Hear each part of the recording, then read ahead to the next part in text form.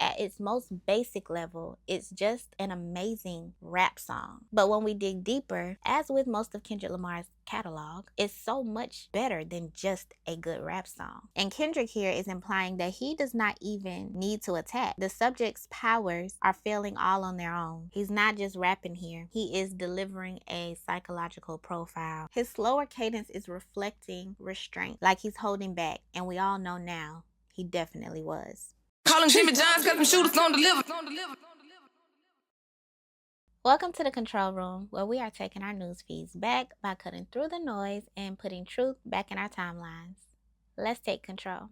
Today we are getting into some lyrical math. If you are new here, welcome. And lyrical math is where we turn verses into equations and find revelations in the bars. We break down your favorite lyrics by decoding the metaphor, the meter, and the meaning until it all adds up to the truth behind the bars. So if that sounds like something you're interested in, stay tuned. Today we are breaking down the opening verse of one of my favorite songs ever, Euphoria by Kendrick Lamar. This verse is a lyrical slow burn that is packed with tension, coded imagery, and razor-sharp observations that set the stage for one of the most surgical disses in this entire battle. When I hear people talk about their favorite songs from the Kendrick-Drake battle of 2024, I hear the big two are Family Matters and Not Like Us. Now, I do hear people saying how they like 616 in LA, and I love all three of those songs. I could do a lyrical math session on all three of those songs. But Euphoria takes the cake for me, and it does not get enough love. In fact, when this song released, there were several people making videos downplaying this song like it's not lyrical gold, and that never sat right with me. That Kendrick Lamar diss,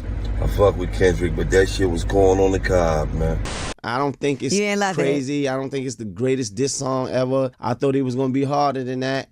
Kendrick Lamar never has fucking bars. It didn't really move me. Did you like it? I thought it was cool. I love Euphoria because at its most basic level, it's just an amazing rap song. But when we dig deeper, as with most of Kendrick Lamar's catalog, it's so much better than just a good rap song. I would be doing myself and y'all and just literature in general a disservice if I did not get into the lyrical math of Euphoria by Kendrick Lamar. Now, this song is over 6 minutes, so it will definitely be more than one video. The song is broken into 3 parts, so I'm thinking a 3-part series, and this is part 1. But I do need you to stop what you're doing and like this video, because y'all, I put a lot of work. Do y'all see this outline? 12 pages worth of notes for the intro. So I feel like that deserves a like, because why not help the shooters out today? And also, disclaimer, I am analyzing the lyrics presented to the public by Kendrick Lamar Duckworth. The views and opinions in this work of art do not necessarily reflect the thoughts and the views of your host, me, Jaimsss. I'm simply providing a critical analysis of this song and expressing my interpretation of lyrics that I did not write. Because I'm an English major, I got a dissertation coming up. I think I'm gonna go hip hop with it, so this is good practice and it's fun. I just had to say that because I'm not interested in any type of legal proceedings. Let's continue. Okay, so this song is the 4th in the grand scheme of the Kendrick Lamar and Drake battle from 2024, but it was the first shot back that Kendrick threw after Drake released Push-Ups, Tailor-Made Freestyle, and several memes. The very first thing you hear on this song is that is the voice of the character, The Wiz, from the movie The Wiz, and the line is in reverse. When you play it forward, The Wiz actually says, "Everything you say about me is true." Now, why would Kendrick do that? This character is played by Richard Pryor, who is a cultural phenomenon. This movie is a cultural staple. Not only was Richard Pryor in this movie starred legends like Diana Ross, Lena Horne, Nipsey Russell, Michael Jackson, and Ted Ross. This line was spoken by a cultural legend, which already starts the song off with the silent but potent double entendre. Kendrick's overarching motif in this song, and in the battle really, is that his opponent, Drake, is not of the culture. According to Kendrick, his opponent is in fact a culture vulture or a phony, which is exactly what Dorothy, Diana Ross, calls The Wiz. You're nothing but a phony. When they find out that he is not who he says he is not the Wiz, he is just a man from Atlantic City. So, first meaning, according to Kendrick, his opponent is not who he says he is. Now, you can pause this video, do a little bit of reflection on who you feel like Drake says he is or who you feel like Drake is. Whoever that is, Kendrick is starting this off saying you're not him. Another layer of meaning. If Drake is not who he says he is, if Drake is not of the culture, the underlying theme in this beef and of Kendrick's entire career is that he is of the culture. He embeds culture in every aspect of his career, even when he's calling you a phony. Hence, this reference from a star-studded movie, a movie that is definitely a part of the culture, from this cultural legend, Richard Pryor. I mean, you can't be of the culture and not know who Richard Pryor is. You just can't. And this is not the first time that Kendrick has referenced Richard Pryor in his music. Humble. Show me something natural like Afro Richard Pryor. King Kunta. Yeah, I'm running out of Richard Pryor. Manipulated Bill Clinton with desires. This is Kendrick telling you, I'm calling you a phony, first meaning, and I'm showing you that I'm not. Because he could have just called him a phony. He could have used anybody's voice, but he used this specific voice from this specific movie that is definitely of the culture. Started as a play where Stephanie Mills played Dorothy, and it is literally black people putting flavor into a palm color movie. It don't get more culture than that. So that's the intro. Now let's get into the beat. In the song Like That by Metro Boomin and Future, which is the song that sparked the battle that commenced, Kendrick Lamar said, I hope they came with 3 switches. Well, in Euphoria, that's exactly what Kendrick did. Hence the 3 parts to this song. The first beat in this song is a sample from Teddy Pendergrass, You're My Latest, My Greatest Inspiration. Keep on lifting me up and higher. Don't get in here talking about how I sing, because I ain't gonna never sing for y'all again. My parents met in the 80s, and so I was raised on 80s R&B, and that's my jam. There are several analyses out there about why Kendrick decided to use this sample. The one that was the most interesting to me was what Young Guru said. He brought up the fact that Teddy Pendergrass ended up being paralyzed for the rest of his life after a bad accident and having to live out the rest of his life in a wheelchair. And that is a similar fate that Drake's character in the television show Degrassi suffered after being shot. So that could be questioning whether Drake actually started from the bottom, because we know that his real start was being a child TV star. Or it could be a reminder to Drake and us about where he came from, a childhood TV show. Because while Drake often tries to present as the boy who was running through the six with his woes, he was in fact a Canadian child star, which there's nothing wrong with. It just seems to be a reality that Drake constantly runs from with his tough talk and his faux accents.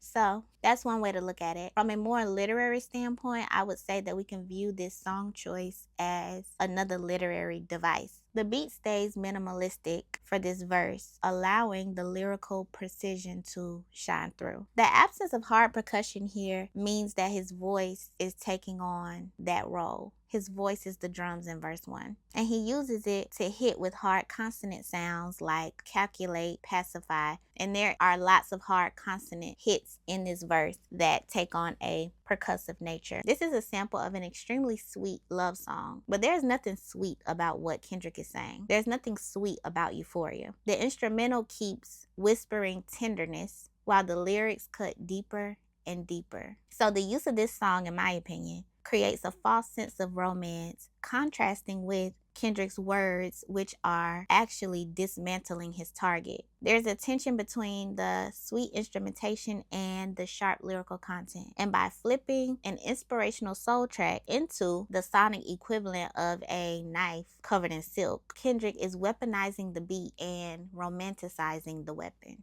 Now let's get into these lyrics. I decided to do a bar by bar breakdown this time instead of just taking the verse as a whole. It's only about 12 lines, and so let's dive into the syllable counts, the cadence choices, and the semantic layers, one line at a time. The first one. Them superpowers get neutralized. I can only watch in silence. So this line clocks in at 17 syllables, but Kendrick stretches it with a measured cadence, landing on keywords like neutralized and silence.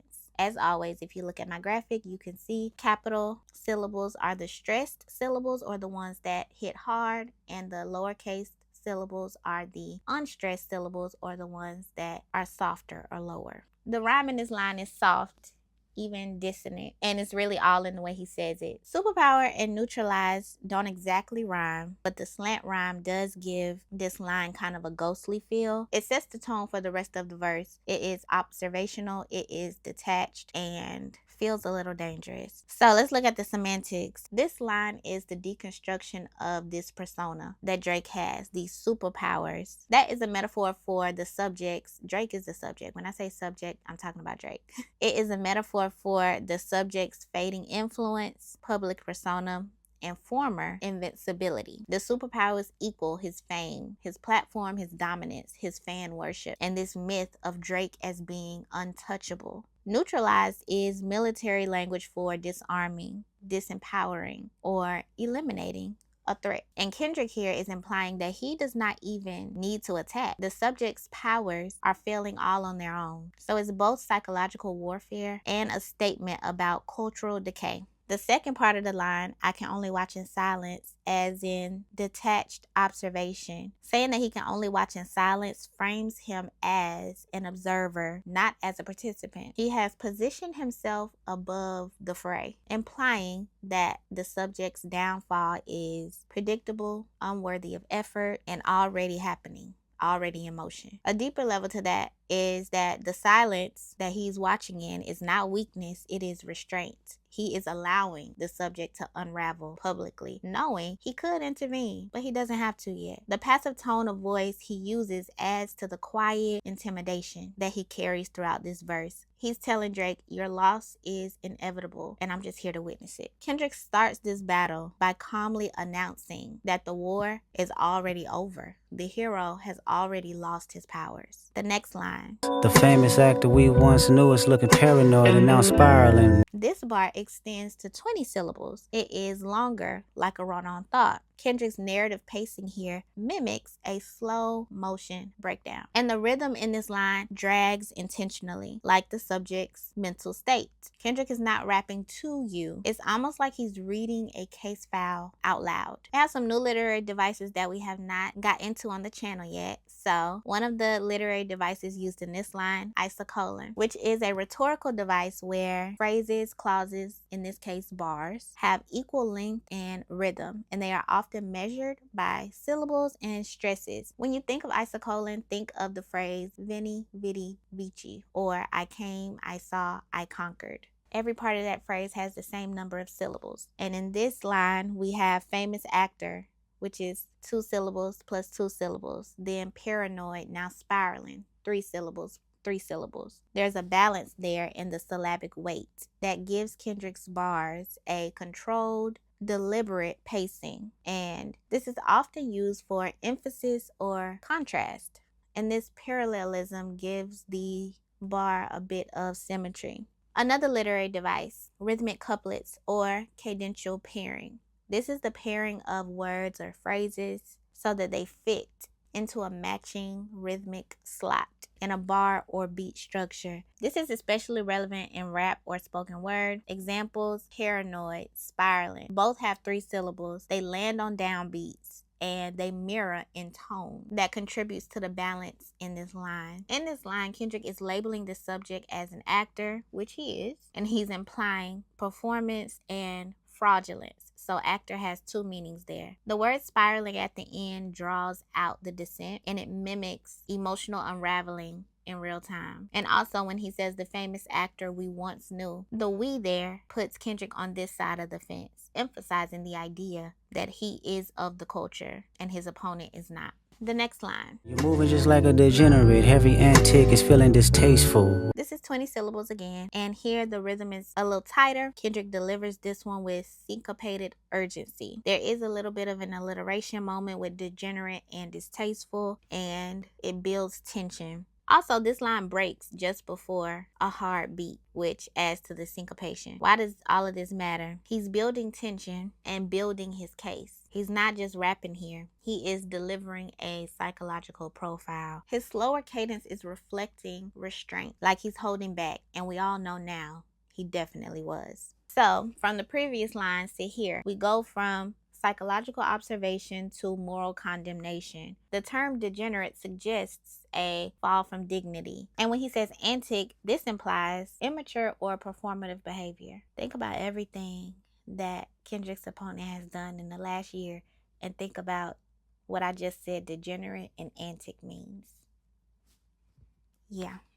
So Kendrick is saying that the subject is not just spiraling. The subject is becoming unpleasant to watch. It's distasteful. And his tone here is judgmental, but it does lack emotion. Next line. Why calculate? You're not as calculated. I can even predict your angle. This one is 20 syllables, and this bar is kind of surgical. The repetition in calculate and calculated makes the cadence loop back on itself. That's actually a literary device called polyptoton, which is the repetition of the same root word in different grammatical forms. So he calculates, verb, you're not as calculated, adjective. That makes the cadence loop back on itself and mirrors the message. Almost like Kendrick is mocking how predictable the subject is with his repetition of the same word in this bar. The delivery is precise. There's also parallelism here. The balanced structure between the two clauses, I calculate, you're not as calculated. We have a bit of a geometric metaphor here. He can predict your angle. This uses angle metaphorically for approach, perspective, or strategy drawn from geometric terms. And then he's saying he can predict your angle while using a predictive cadence, which is just building that pressure. So this bar flips the subject's presumed strategy against him. Kendrick claims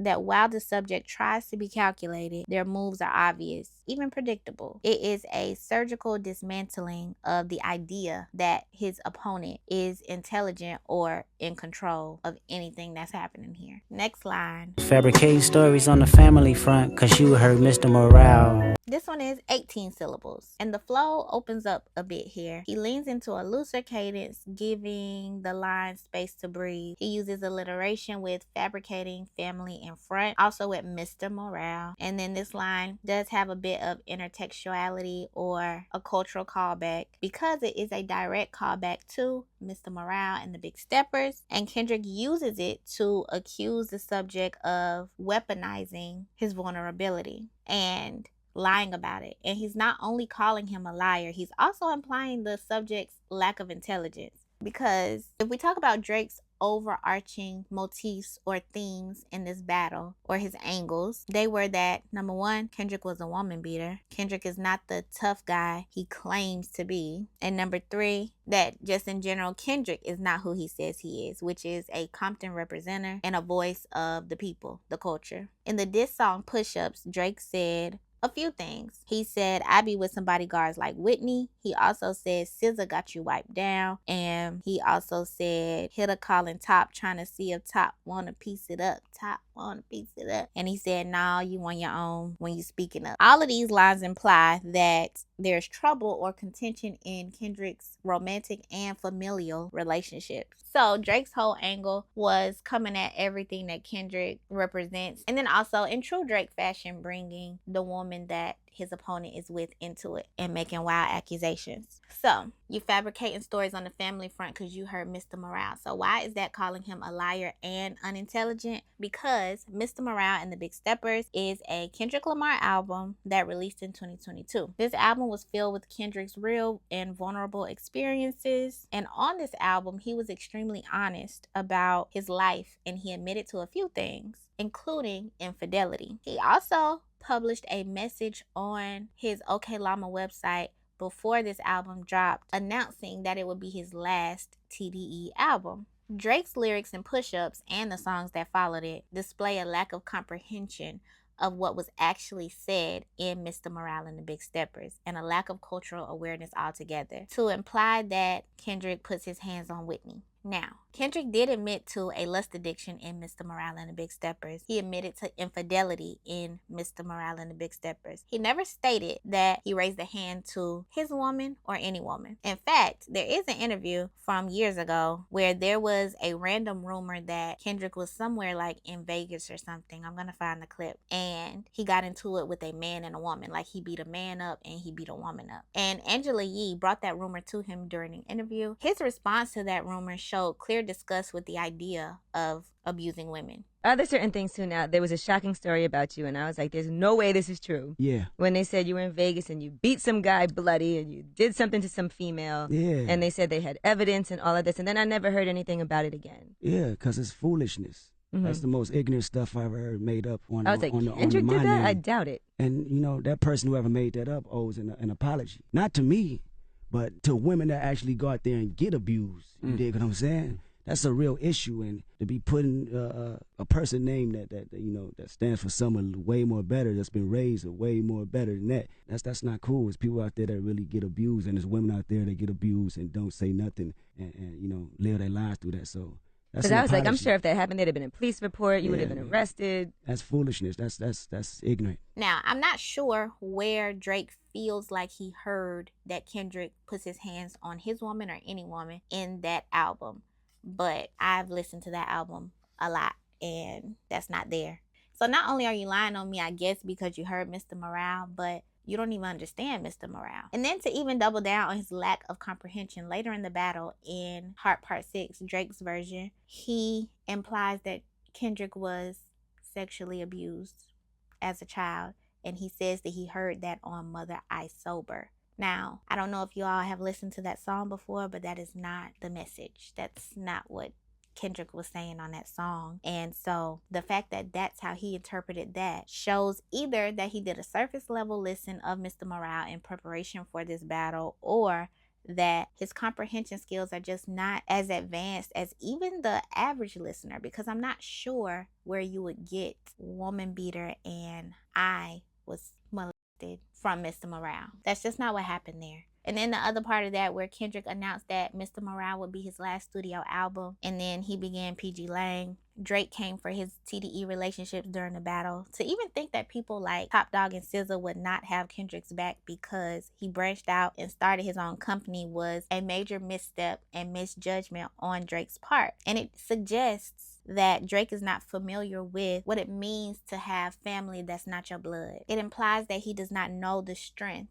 of a bond that was formed through struggle, hard work, genuine love, time spent, and support. He does not know what it means to come up together. All of these things are very prevalent in relationships of skin folk. I mean, y'all see me in my shooter. You can't tell me she ain't my family. So Kendrick is calling the subject out for fabricating stories because he doesn't even understand what's happening here. And why don't you understand it? Because you are not of the culture. You just don't get it, according to Kendrick Lamar. Let's go to the next line. A pathetic master manipulator. I can smell the tails on you now. This line is 19 syllables, and we are back to this mocking tone that Kendrick has in this verse. This line has a bit of oxymoron-like juxtaposition where he is pairing two opposite ideas, pathetic and master. So you're a pathetic master manipulator, meaning you're not even really good at manipulating, but you are a manipulator. So you're a pathetic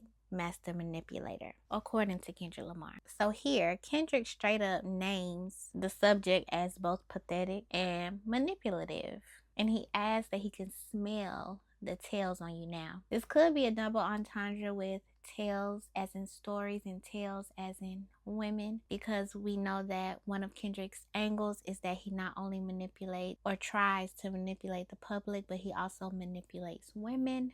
So he can smell the tails on you now. And this suggests that the deceit is not just noticeable, but is rank. This is sensory imagery that paints the subject's dishonesty as unbearable. Next line. You're not a rap artist, you're a scam artist with the hopes of being accepted. With this one, we are back to 20 syllables. This one hits with contrast and repetition. So these phrases, rap artist and scam artist, are identical in syllables, which gives the repetition, but they are contrasting ideas. because a rap artist and a scam artist are two totally different things. And he is telling his opponent which one of those that he is. The meter used in this line is trochaic, where the first syllable is stressed or loud and the next syllable is unstressed or soft. If you look at my visual, you'll see the stressed and unstressed syllables. Now, why does this matter? This type of meter does demand attention, and Kendrick is hammering down on these certain words on purpose. It mimics the slamming down of these accusations. This bar is a textbook example of isocolon because Kendrick uses parallel phrases, rap artists and scam artists with matching syllable lengths, and that also brings about syllabic parallelism or cadential repetition. So these are things that are practiced throughout this verse. This is a very balanced verse when it comes to the syllables in each line. It creates a rhythmic symmetry that makes the diss land clean and makes it memorable. So why does this matter? The form of this line, how it flips, is mimicking the meaning, showing how easily the subject, Drake, flips from one identity, rap artist, to another, scam artist. So he contrasts rap artists with scam artists, claiming that the subject is not in this culture to contribute, but to be liked. He's in it for clout. So it's not just a diss. It is a full-on identity stripping, and the subject is portrayed as inauthentic and needy. Next line. Tommy Hilfiger stood out, but FUBU never had been your collection. This line is 18 syllables and uses juxtaposition. It is contrasting two brands, Tommy Hilfiger and FUBU. Now, Kendrick is using these clothing brands to make a cultural point. Of these two brands, one stood out to his opponent, according to him, while the other was never a part of it. He is questioning his opponent's authenticity and connection to Black culture. If you don't know, these two brands were both popular amongst Black celebrities in the 90s for their streetwear apparel. So they were both worn by Black celebrities, Black music artists, but the difference is that one was a mainstream, white-owned brand, while the other is exactly what the name says it is, for us, by us. Now, while there is nothing wrong with either brand, wear what you want to wear. But what Kendrick was doing here was making a cultural point about how one of these brands, the mainstream palm colored brand, was the one that stood out to you because Black artists began to wear it. But FUBU, which was really born of the culture, was not even on your radar. And honestly, lines like this directly disprove the argument that has been made by cultural commentators like these two. This line directly disproves their theory about how Not Like Us is an anti-Canadian record. They both stated when Kendrick went to Canada to perform that all the Canadians there were basically rapping along to a song that dissed Canadians, and that is not the case at all. And lines like this show that. Not Like Us was not a diss to all Canadians. He sets up who the us is from the very first song from Euphoria. Us is the culture, and then it's everybody else. Kendrick was not dissing a country. He was dissing Drake. Kendrick was not repping a country. He was repping the culture, period. Next line. I make music that electrify 'em. You make music that pacify 'em. 19 syllables. The syllabic density here helps to build momentum, add urgency, and reflect intellectual precision. So we have a mix of trochaic and dactylic feet here when it comes to the metrics. So with trochees, we have stressed and unstressed syllables like make and music. If you look at the visual, you'll see what's stressed and what's not stressed. And then dactyls, which is a stressed syllable, and then two unstressed syllables like electrify and pacify. So it's a mix of meter here, a mix of flow. And why does this matter? These metrical feet build natural musicality into the bar. Kendrick uses them to keep the flow engaging without needing to rhyme heavily. We do have a bit of isocolon here with the phrases I make music that electrify him, and then the phrase I make music that pacify him. Those are parallel phrases. Each clause has approximately the same number of syllables, around 8 syllables, and the same syntactic structure, and there is a parallel rhythm there in this line. The second half of the line is a rhythmic mirror of the first. So both clauses, music that electrify him and music that pacify him, end in trisyllabic verbs with stress on the first and the last syllables. Why does this matter? In this line, isocolon gives the line some balance, which makes the contrast between electrify and pacify stand out more clearly. Kendrick uses rhythm to show that these two artists do the same job structurally, but with completely different results. One is electrifying their audience, the other is pacifying their audience. In this bar, we have some semantic juxtaposition or antithesis, where the bar is contrasting opposing ideas. So of course, electrify means to energize, to challenge, to provoke, and it suggests truth-telling, disruption, and cultural energy. While pacify is more calming, sedating, suppressive, and it suggests compliance and dilution, more so comfort zone rap.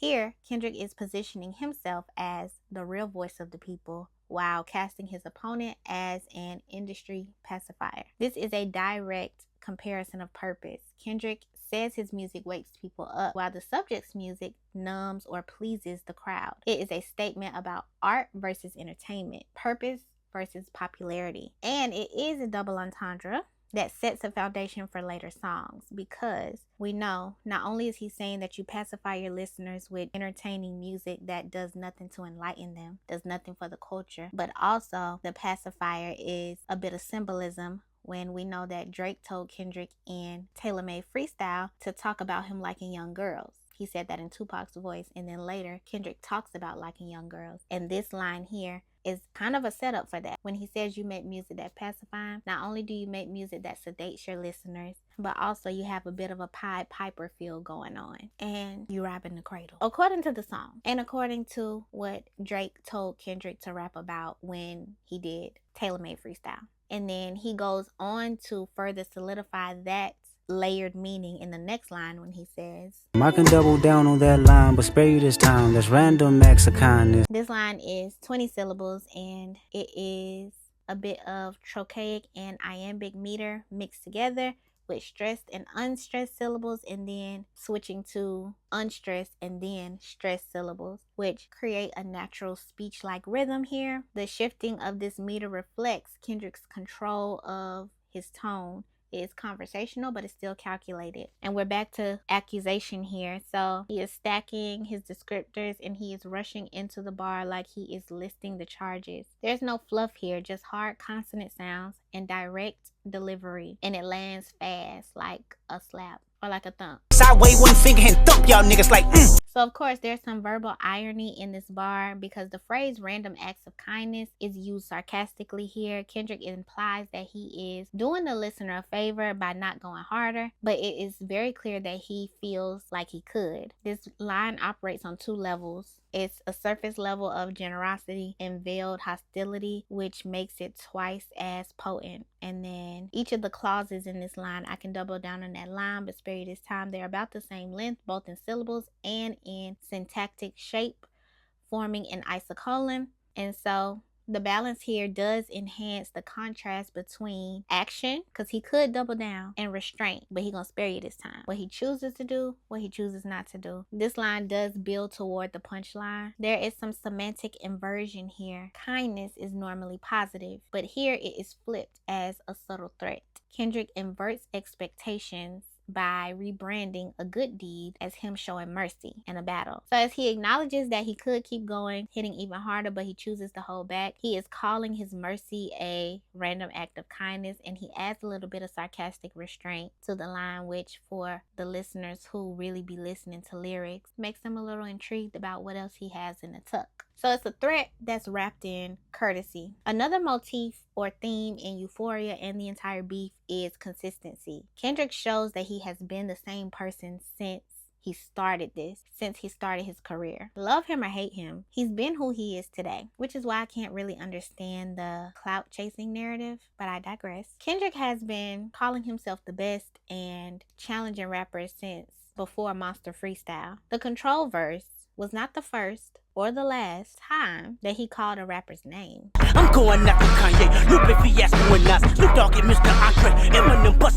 Or that he labeled himself as the best out. I'm the best rapper alive. I'm the best rapper alive. I'm the best rapper alive. Chicken let shoulda retire. Similar to that, Euphoria is not the first or the last time that he told y'all not to be lying on him, but we're gonna get to that later. This line is speaking to his consistency. He could double down on that line, but he's gonna spare you this time. We all know he can do it because he's done it before, and he does double down on it later in Meet the Grams and in Not Like Us. So he already set up that angle from the beginning, but I'm not so sure that his opponent comprehended where he was going with that fully. You know what I'm saying? Let's continue. Next line.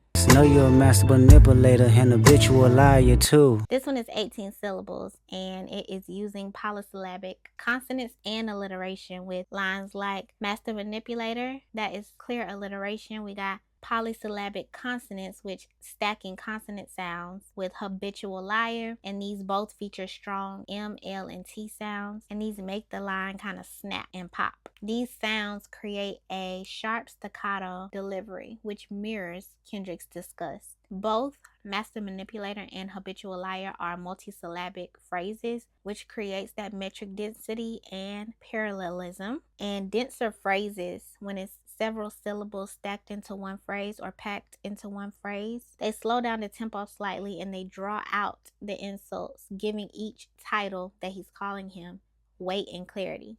There are some loaded epithets in this bar. Not describing behavior here, he is assigning titles: master manipulator, habitual liar. These are descriptive labels that function as character judgments. Why does this matter? He is not just calling out your actions, he is branding your identity for what it truly is, according to him. And both of the descriptors follow the same structure, which creates more balance, more parallelism. There's an adjective and then a noun: master manipulator, habitual liar. It makes the accusations rhythmically balanced and rhetorically powerful. And then we get to our last line in the verse. But don't tell no lie about me, and I won't tell truths about you. This is the shortest line in the verse with 15 syllables, and there is antithesis here with don't tell no lie, I won't tell truths. Two contrasting ideas there. He is placing opposite ideas beside each other, and that builds contrast, it builds tension while highlighting that he, Kendrick, has the moral high ground. Another literary device in this line is chiasmus, or inversion structure, where the two clauses flip each other in terms of meaning and structure. The first one, don't tell a lie about me. The second one, I won't tell truths about you. This mirror-like structure is known as chiasmus, where concepts are reversed across the sentence, like a A-B-B-A structure. There is a bit of verbal irony here, because saying that I won't tell truths about you is ironic, it's not reassuring. You would hope that if someone tells the truth about you, it is a positive thing, but he is implying that it is not. He is implying that he has damaging truths in reserve. And by choosing not to reveal them yet, he frames silence as a form of power. This last line is a warning that is framed like a moral agreement. Kendrick won't expose the subject if the subject keeps quiet or keeps it at a friendly fade. The irony is that he is calling out the truth as a real weapon. It is a cold final line for this verse that makes it clear: I've got more in the tuck. I have ammo, don't make me use it. But he makes me use it. He also stated this line in the Heart Part 4. Don't tell a lie on me, I won't tell the truth about you. Where he interpolated James Brown's don't tell a lie about me, and I won't tell the truth on you. Don't tell a lie about me, I won't tell the truth about you. This line is adding on to that consistency where he's been who he is for all these years. When you are able to pull truths from your own catalog, it speaks to consistency. And this line is indicating that he has been on what he's on right now. And it further solidifies his other claim of being birthed in this culture. Because why did James Brown come to mind even then with the Heart Part 4? Maybe because he's a black man, a black American man, raised by a black mama and daddy who probably had him in their house cleaning up to gospel music in the morning and James Brown, the Isley Brothers, Prince, and Kashif a little bit later. Or was that just my mama? If you know, you know. When you are a part of the culture, there are some things that you don't have to think about. When you're a part of the culture and you are listening to Euphoria for the first time, it's quite clear that he used a Teddy Pendergrass sample. When you're a part of the culture and you are a rapper, Sometimes you're going to reference Richard Pryor. Sometimes you're going to think to use a phrase previously said by James Brown. Or you will have the thought to honor Don Cheadle when you come out with this new persona, Kung Fu Kenny, because Don Cheadle was the first Kung Fu Kenny in Rush Hour 2. And you can't be a part of the culture if you don't love Rush Hour 2, can you? It was yet another perfect tribute to a cultural legend. And that's the point. Kendrick don't have to think about how to honor the culture because he was raised in it, like many of us have been. The culture and just being black, I can't help that, man. It's just not something that I think about or even try to like go, I'm black. Yeah, it's gonna come out every time. I can't sugarcoat it, you know, I can't downplay it. It's innate, and that's been shown throughout this verse.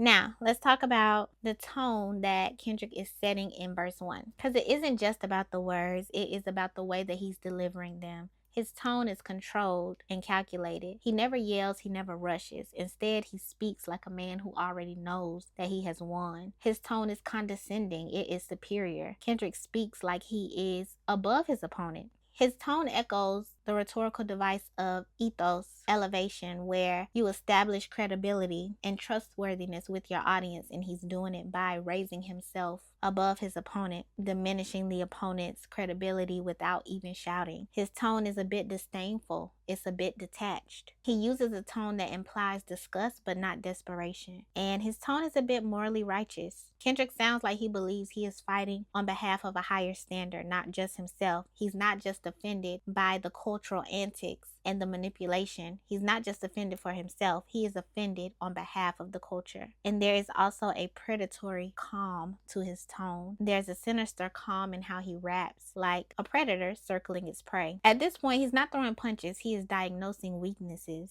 And his tone just makes the opponent's loss feel inevitable, not forced or rigged, like some people like to call it. So overall, in verse 1, his tone is cold, composed, and cruel. He does not rap like he is angry. He raps like he is right. And only the listener, I guess, can be the judge of whether he is or not. So let's end this video off with a recap of the themes present in this verse. A fall from grace, public decline. There's a theme of power neutralization, being a public spectacle, and voyeurism. There is the fragility of ego and identity, and also karma and consequences. And he packs all of that into 12 lines. And that's what I got, y'all, for part 1 of Euphoria. This recording is about 2 hours. Prayerfully, I can break it down to a lot less. Comment below your favorite part of the first verse from Euphoria, or some of the things that you noticed from this verse that I did not mention here. In the next part of this series, we will move deeper into the track and unpack the middle section where Kendrick's tone shifts from controlled to full-on accusatory courtroom cross-examination. So stay tuned for that. If you found this breakdown valuable, be sure to like this video, subscribe to the channel, and share this episode with your hip-hop head friends, your friends who want to know a little bit more about hip-hop or literature, or your friends who you feel like need to learn them something today. As always, take control of your timelines. Do not allow the algorithm to think for you. Okay? I have been your host, James, and I will see you next time inside the control room. Calling Jimmy John's got them shooters on deliver.